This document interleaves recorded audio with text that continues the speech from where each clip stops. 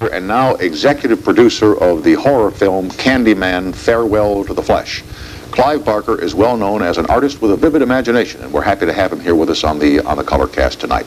Candyman, Farewell to the Flesh. Yes. Central character, a young woman, right? Yes. Family cursed by the Candyman, and she's trying to find out why and what the curse means. Right. The Candyman appeared in the first picture of that name. Right. And for those who didn't see it, or are just coming on board, the Candyman is or was a black man with a body full of bees and a hand which is turned into a hook or has been replaced by a hook.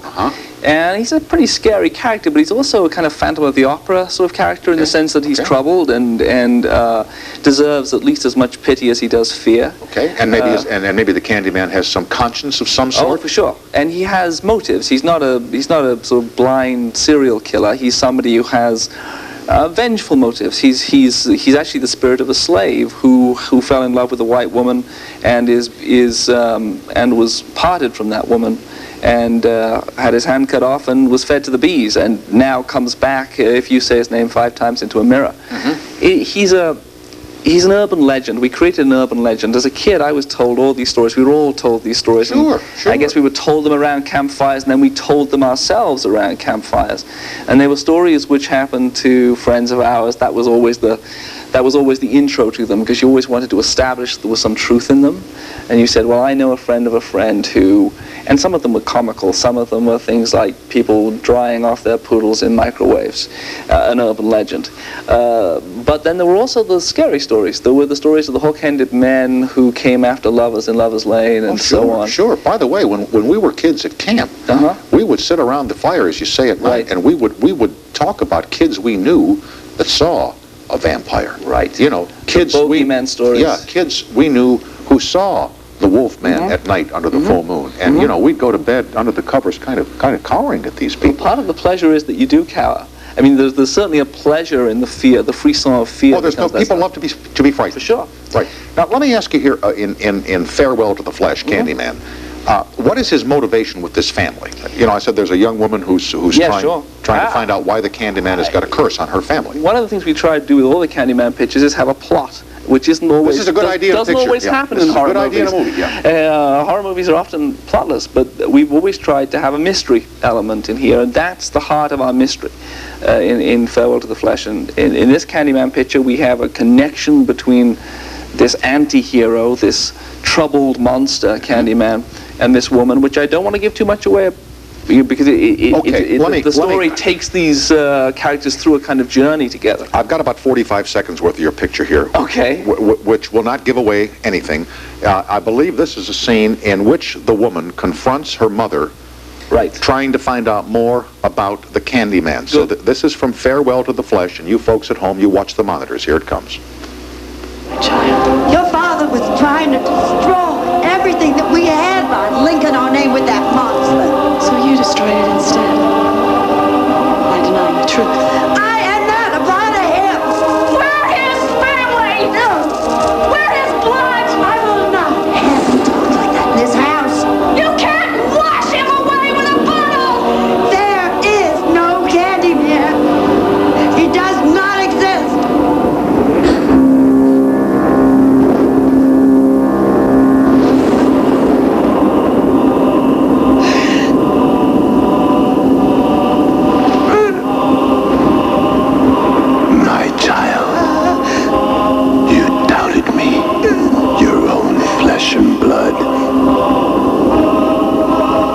You got it all going, don't you? Oh, yeah. You got the light. The music's going, the lightning's going.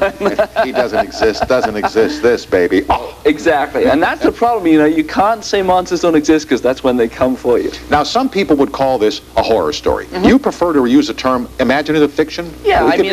You use your imagination with this sort of thing. You use your imagination. For me, horror films, it certainly has horrific elements in it, but it has a lot of damn fine acting and good storytelling, and it feels to me as though horror has become debased in the last few years. And when we talk about horror movies, increasingly we think of just mindless pieces of bloodletting, and we've tried to do something better than that. In the UK, you grew up in Liverpool, was that right? Sure. And lived in London for a long time before coming here.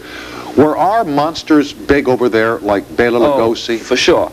And Boris Karloff? Well, you see, I have to be a little possessive myself here. Remember that those stories were based Were upon... yours, of course. Yes, right. I mean, Mary Shelley. We took a lot from you when we came across the pond. And that's right, absolutely. Yeah. And many of the actors who were in the Universal pictures of the 30s, which I'm very fond of, were English actors. I mean, Karloff, of course, was English. Surely. Ernest Thesiger was English. Surely.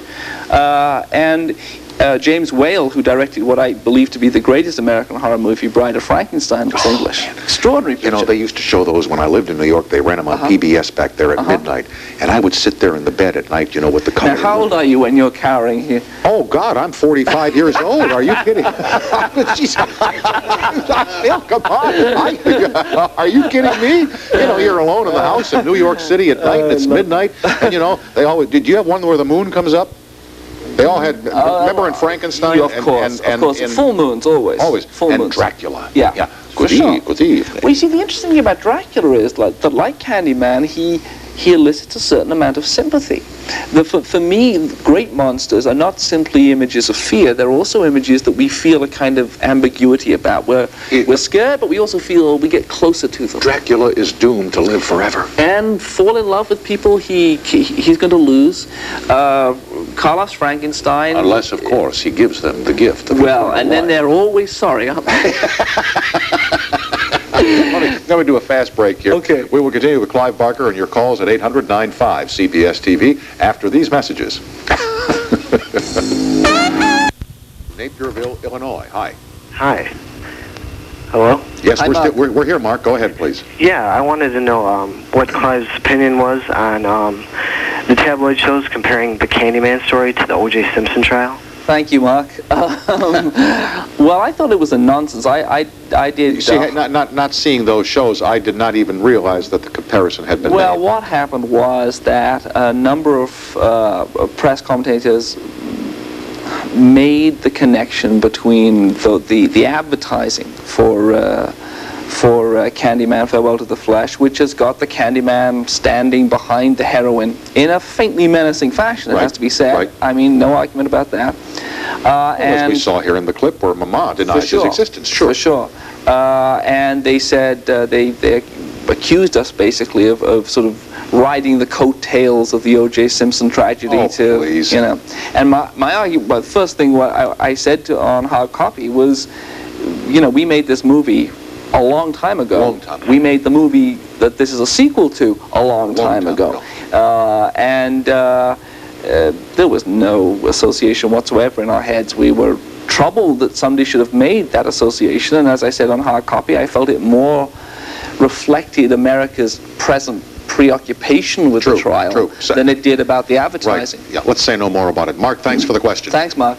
Thanks. All right, bye-bye. Your role models. Edgar Allan Poe, Ray Bradbury. I mean, people whose imaginative worlds completely changed my vision of the world when I was a kid. You know, Oz, Narnia, Never Neverland. Hitchcock. Of course. And then a lot of obscure movies, French movies, Italian movies, Japanese movies, the kind of stuff that I saw on late night television when I was a kid. You know, when I was in school, we went, the lady I was dating at the time, we went over to the art theater, and they were showing a picture there called Diabolique. Oh, great Oh, geez, what a picture. In fact, I've got it on I bought it at the store years ago. I haven't looked at it. Who's in that? The bath scene. Where the guy comes out of the tub? I mean, you come out of the tub. Oh, my God, it's unbelievable. Well, one of the great things about these kind of movies are that if they're done well, they're very much audience participation movies. You know, you get involved. You can't sit in front of Candyman Farewell to the Flesh and remain unmoved. Even if even if you don't like the movie, it's going to get hold of you. And the first time for me was Psycho. I was, I guess, 16 when I first saw Psycho. I couldn't believe what was being done to me. What about Hitchcock? You always knew who did it. For sure. Yeah. Well, they weren't really mysteries in that sense, were they? No. They were. You knew who the killer was, but everybody on the screen didn't know who the killer was, and so you found yourself, geez, don't go in there. Don't go in there. This guy's gonna nail you. Sure. Except, I guess in Psycho, you didn't realize. I certainly didn't realize first time I saw it that Mother wasn't alive. I mean, when I first saw that movie, I assumed Mom was still alive, you know? No. No. Mama gone. Gone. Long gone. Here is Daniel on the line in Atlanta, Georgia. Hello. Hello, Tom. Hi, Daniel. How you Hi, be? Daniel. I'm doing fine. How you doing, Clive? Good, thank you. Listen, my question is, I'm wondering, do you find it harder to write movies and screenplays for American audiences over writing your novels, which seem more cerebral horror I than find the blood and guts that we're used to? I find, well, that's a good question. There's a complicated answer to that. I find writing novels very demanding because it's very solitary. You know, it's 18 months, me and some pieces of paper. In a room with blank pieces of paper. Exactly right. Without anybody ever looking at it, without anybody ever saying, well, that's good, that's bad, whatever. Making movies is very collaborative. The ideas you have are a kind of blueprint for other people's creation. Why do you write in a room? Why wouldn't you pick some other venue? Like, I remember Alex Haley told me one time, he used to go on trap ships, freighters. Oh, really? And just lock himself away? No. He would write at night. Uh-huh. And for inspiration, he'd go out and walk the decks in the South Atlantic. Well, I need the organization of almost like an office. I need to be able to go and at 8:30 begin the writing process and write 3,000 words and stop. I need the rhythm of that. I need this kind of organization of that.